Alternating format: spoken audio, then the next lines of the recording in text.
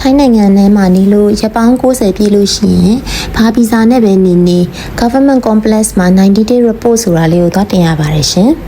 အခုဗီဒီယိုလေးကတော့90 day report လေးကိုကိုယ်တိုင်သွားတင်ခြင်းတဲ့သူတွေအတွက် sharing လုပ်ပေးတာပါရှင်ပန်းရောင်ရထားလိုင်းကို Northern Puri Civic Center ဘက်ကိုစီးရပါမယ်ရှင်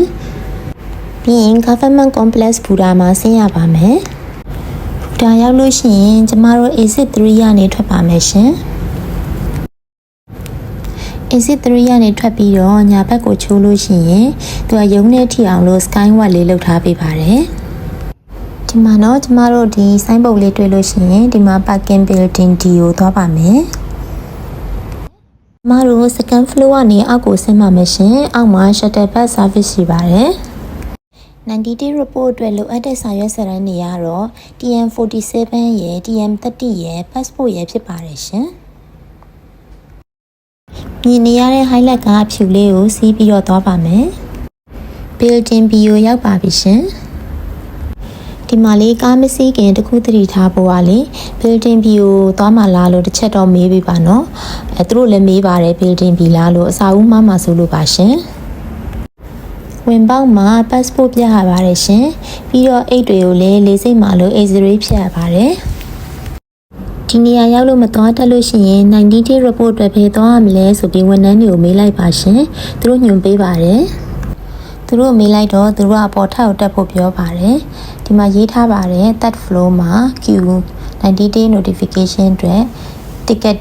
ယူရပါမယ်ဒီမှာအပေါ်မှာလည်းလမ်းညွှန်ဆိုင်းပုတ်လေးရှိပါတယ်နော်ဒီမှာမြားလေးတွေတောက်လျှောက်ညွှန်ပေးထားပါတယ်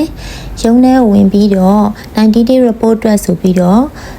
ကိုယ့်ရဲ့ Q နံပါတ်ကိုယူရပါမယ်ရုံးထဲမှာတော့ဗီဒီယိုရိုက်လို့မရပါဘူးဓာတ်ပုံရိုက်လို့လည်းမရပါဘူး Q နံပါတ်လေးရလာပြီဆိုလို့ရှိရင်နံပါတ်လေးကိုကိုယ့်ဖုန်းနဲ့စကန်ဖတ်ပြီးတော့အရှိမလူဘယ်နှယောက်စောင့်ရမလဲဆိုတာကိုသိနိုင်ပါတယ်Q နံပါတ်လေးရလာပြီဆိုတော့အောက်ထပ်မှာအေးစစ်စစ်မှုန့်စားရင်လည်းစောင့်ပါမယ်ရှင်အောက်ထပ်မှာကဘဏ်တွေ shopping center တွေဖူးကောက်တွေရှိပါတယ်ရှင်ဒါကတော့ဖူးကောက်ပါရှင်ဒီမှာသမင်းနဲ့9ကြော်နေရ60ကျဟင်းခါးသီးနဲ့ကျဥကြော်နှလုံးနေရ60စုစုပေါင်း120ပဲကြပါတယ်ရှင်ဒီမှာ QR code ရလာပြီဆိုလို့ရှိရင်ဖုန်းကင်မရာလေးနဲ့ Google Lens လေးကိုနှိပ်ပြီးတော့ဓာတ်ပုံလေးရိုက်လိုက်ပါlens လေးချိန်လိုက်လို့သူ့မှာ link လေးကြာလာပြီဆိုလို့ရှိရင်အဲ့ link လေးတွေကိုဝင်လိုက်ပါ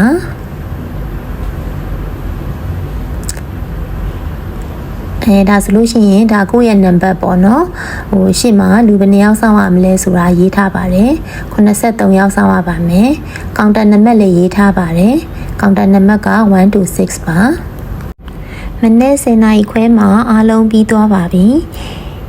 စာရွက်လေးတစ်ရွက်ထုတ်ပေးလိုက်ပါတယ်အဲ့ဒီစာရွက်မှာနောက်တစ်ခါရက်90ပြည့်ရင်ထပ်ပြီးတော့ report တင်ရမယ့် date လေးလည်းရေးထားပေးပါတယ်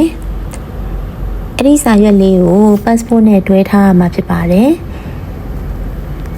နောက်ထပ်အရေးကြီးတာတစ်ခုကလေ90 day report သွားတင်မယ်ဆိုလို့ရှိရင် TM30 လေးကို update လုပ်သွားဖို့လိုပါတယ်ဘာဖြစ်လို့လဲဆိုတော့ TM30 update လုပ်မလာဘူးဆိုလို့ရှိရင်ဒီရုံးထဲကြမှာတခြားကောင်တာတစ်ခုကိုကူးပြီးတော့update လုပ်နေရတာနဲ့အချိန်တွေပို့ပြီးတော့ကြာနိုင်ပါတယ်ရှင်တကယ်လို့မိတ္တူတွေပါတယ်ဆွဲဖို့လိုအပ်တယ်ဆိုလို့ရှိရင်လည်းဒီအောက်ထပ်မှာမိတ္တူဆိုင်လေးတွေရှိပါတယ်ရှင်ပြန်ထွက်လာပါပြီရှင်ဒီမှာလဲဘူရာကို free ပို့ပေးတဲ့ကားလေးတွေရှိပါတယ်လူ3ယောက်ပဲရှိပေမဲ့ကားထွက်ပေးပါတယ်ရှင်